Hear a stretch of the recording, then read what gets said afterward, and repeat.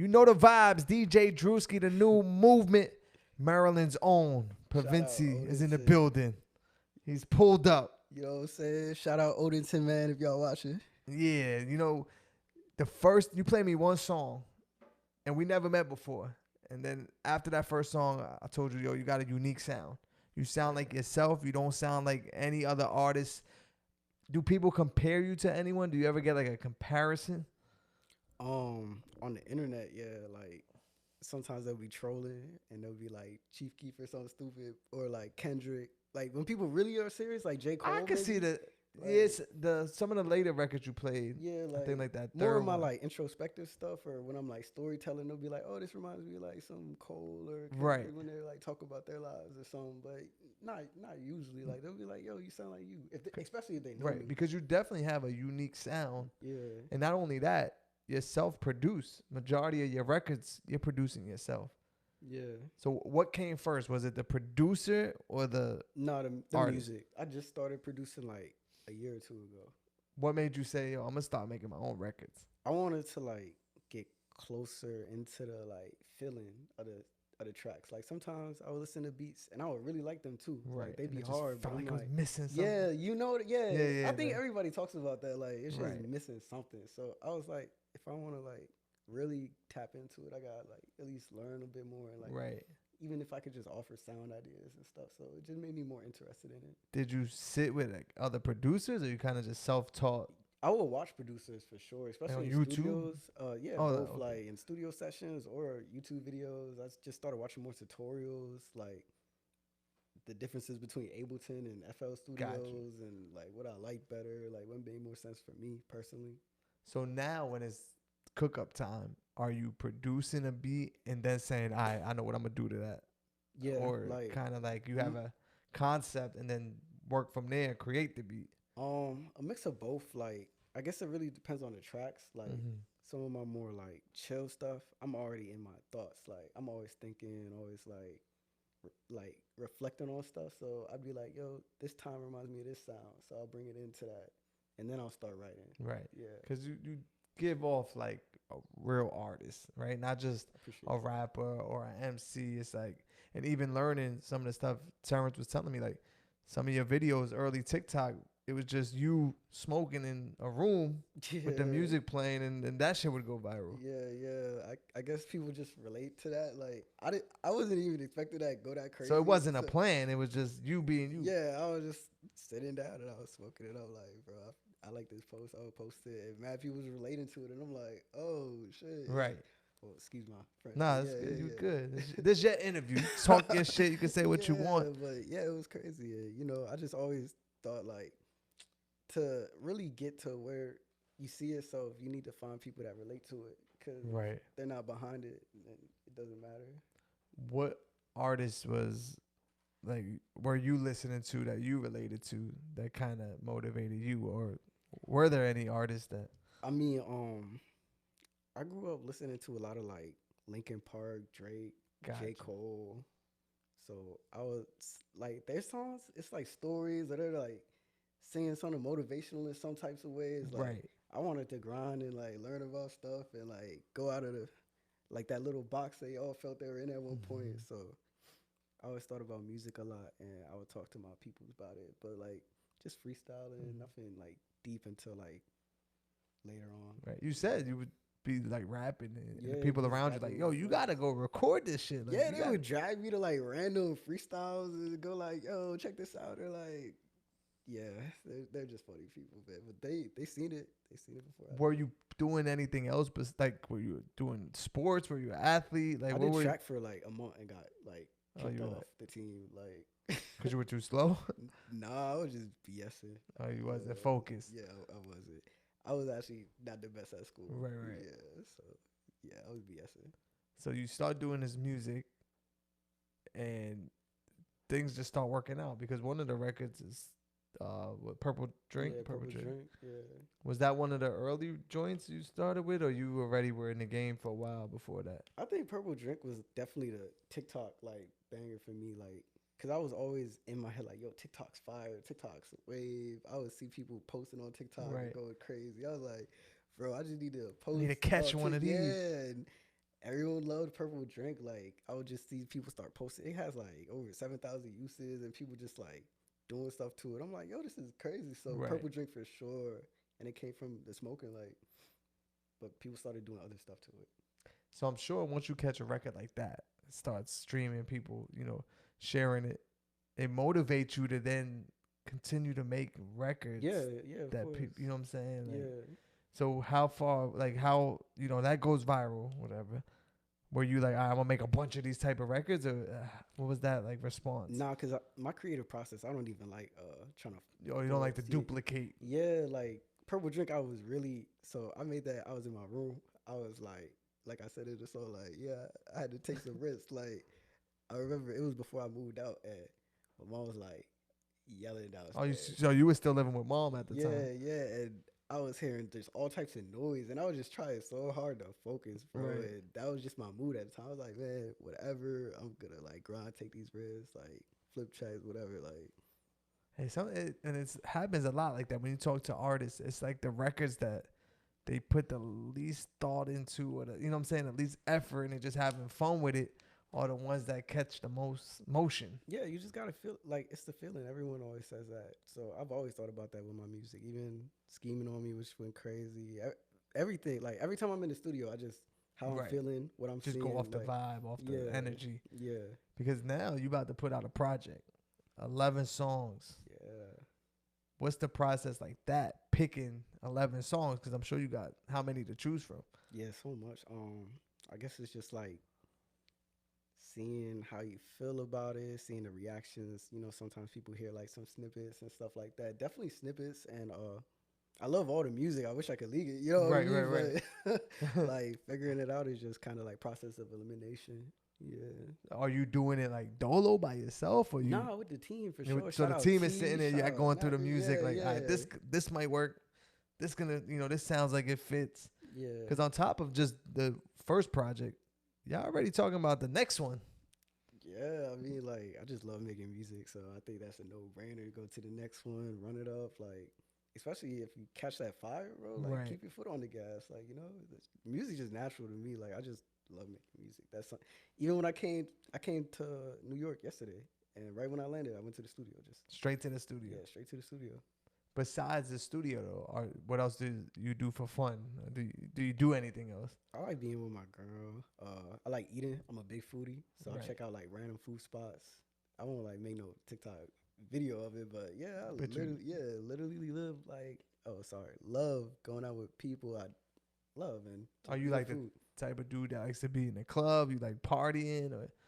They're cool. Parties are cool. But you're not a big party I'm guy. not like, oh my God, let's turn up. There's a party. Right. Yeah, but I used to love parties though. Like, especially when I was just going through all my school stuff and track. That's another reason I wasn't taking track serious. I was going to random parties. There's this random party in Baltimore. Like, I seen a flyer. I'm sending it to my friends like, yo, we should pull up. Right. They're like, are you crazy? We're not going to this city. Because Baltimore's the trench. Like. Yeah. I went I was that feeding for a party. Like, he said, yo, I just want to be outside. Yeah, so I guess I got over that. Like, I'm just kind of, they're cool though, especially when of course, we all go through that phase where it's like, yo, I'm popping up anywhere. I'll go anywhere. It don't matter. Like, but even with some of the records you played, heavy like club records. Yeah. And for a long time, like, you from Maryland, but like Baltimore Club and Jersey Club, they always had like little battles back and forth. Yeah. Where like now I feel like the music that's coming out today, even the records you played, are like inspired from those. Oh, of course, the old Baltimore club music, that Jersey club music. Yeah. Is it just natural being from Maryland and being around that sound to make those type of records? Yeah, like it's a authenticity behind it, because that's where I was trying to get to, because you hear everyone doing it now. Yeah. But I feel like when a Jersey artist does it, or an artist from Maryland, it's like there's a different type of connection to the sound itself. Yeah, and you grow up hearing it, like your friends gonna play it, like, and then just like in some of those songs, like I'm mentioning spots in Maryland, like it's just like what I'm not about to put like no Philly stuff. Right. Well, shout out to Philly. We can't take away. We love Philly. Yeah, facts. Philly's doing it. Hold on, like fast. I'm about to be in Philly. Yeah, I don't know. You might get a Sturdy Youngin disc or a Two Red disc. You know what I'm saying? Yeah. Love Philly, man. But it's been like Philly, Baltimore, and Jersey always having that battle of started the sound, who created the sound, but I feel like right now is the perfect time for all artists. You see every artist doing it. You see Uzi doing it. You see Drake putting out club records. You see, so not only you did that, but you got one. I said it was like a 2.0. It's the Linkin Park inspiration with a club beat. Yeah, like it's, you know, what's the mind? Like what type of mindset were you in when you made that? I was not sober, and clearly, because you can't be sober to cook up that. Yeah, I just wanted to like do.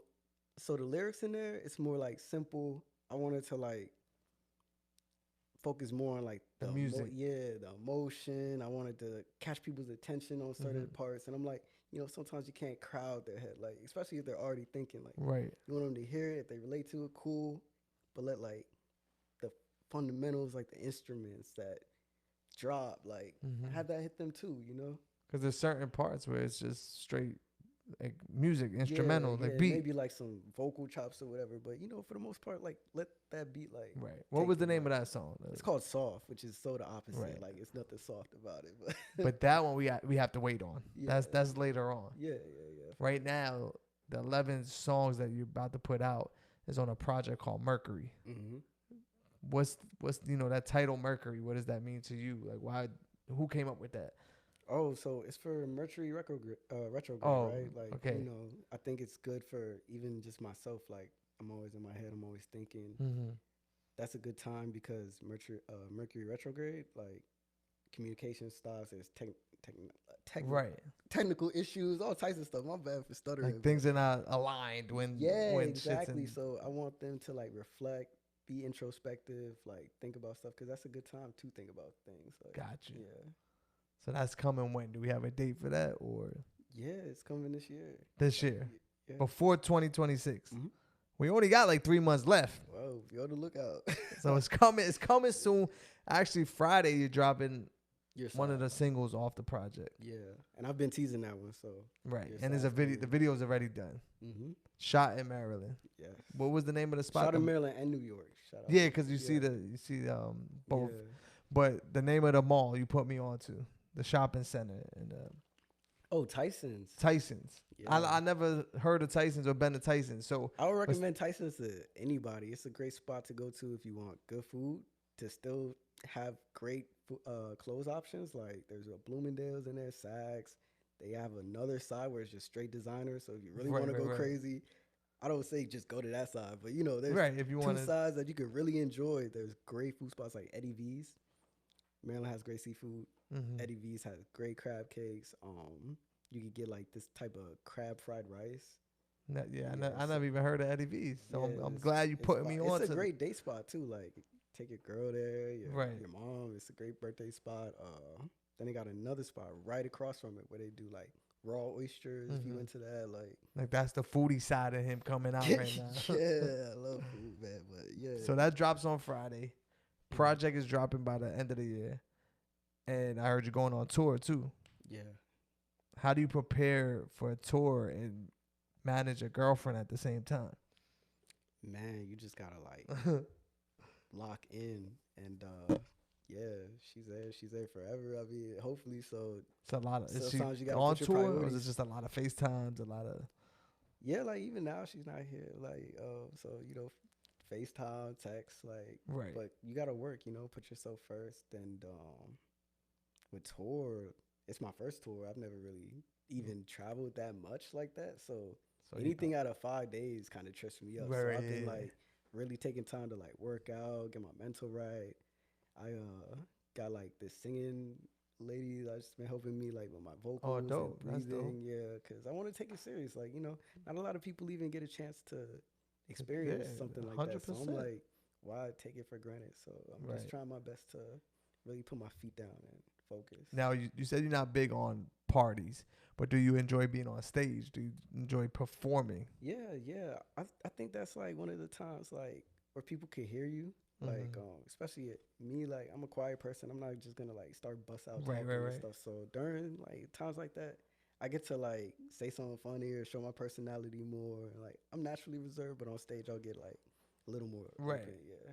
It's more like getting into character. Yeah, almost. Show the music, show them me. Like it's your time to kind of express who you really are. Yeah. Yeah, instead of just running around all day being silly, it's like I could do it on stage. Yeah. Right. I respect that. I'm the same way. It's Yeah, like, especially when the vibes is there. yeah, if the vibe is right, we gonna turn up. We gonna have fun. So tours coming, projects coming, singles dropping Fridays. Is there anything else we missed that the people should know? Merch on the way. Merch on the way. Is it like tour merch, or is it gonna be up on like a website people could purchase? Yeah, it's gonna be on websites. I'll have exclusive tour merch for the people that are there. So that's gonna be cool. Everyone's always been trying to support, and I'm not too like that creative side with the merch and stuff. I'm like, I just want to focus on music time. Of course, but yeah, with this, merch is on the way. So hey, right, you're in the music business now. Yeah, so all that counts. Yeah, exactly. Yeah. Right. So that's listen. Tell them how they can follow you and tap in so they could stay in tune with everything. Oh yeah, if you interested at Prvnci PRVNCI, that's all my tags for platforms, etc. Magalize Christopher. If you really like the beats, because sometimes I post those.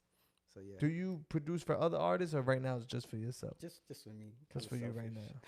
Unless it's like somebody like, yo, I need that beat. Yeah, I mean, I put my boys on it. Like, right. Shout out Fonnie Collins. That's my dog right there. The gang is getting some beats. Yeah. But you're not like Leon Kanji, you know. Right. NXCRE, yeah. Shout out to the gang, man. You know the vibes. It's the new movement. DJ Drewski. Make sure y'all follow him because a lot is happening. It's going to be a big year next year. I feel like you're going to have a great year. Thank you. And I appreciate you pulling up, stopping by, playing some joints. Yeah. We look forward to, a whole lot of Wats Poppin, you know what I mean? Yeah. Exactly. Let's get it. The new movement. We out. Peace.